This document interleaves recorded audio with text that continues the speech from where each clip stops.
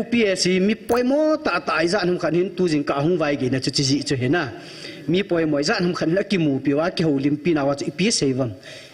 anangai wo email ma teo na igal mi te ho mail hei te le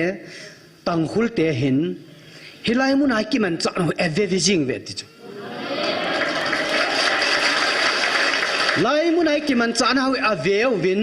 tang khul hola azong mail he hola azong e ho pau he hoi a le ve ti cho mo pa win na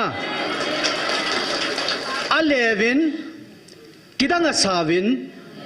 chule ipi seivam am ho ango he pu ps to ki mu ho ko ma sei u chuna pi seivam ta le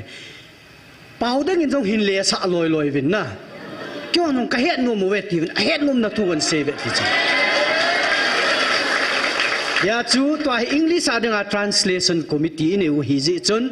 translation ho jong hi pathenin chi na thip na api uwang hi chi an bol do loi loi wa email ma te ho zo sile wa nui mi ten an he diu hi tu na he chilaya hunga ta ho hi ineu lo dan he wa nui mi ten an he diu ta cho chule ka sei nom khat chu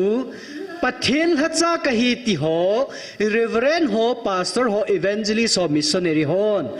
hoi langa ipi bol hi tam na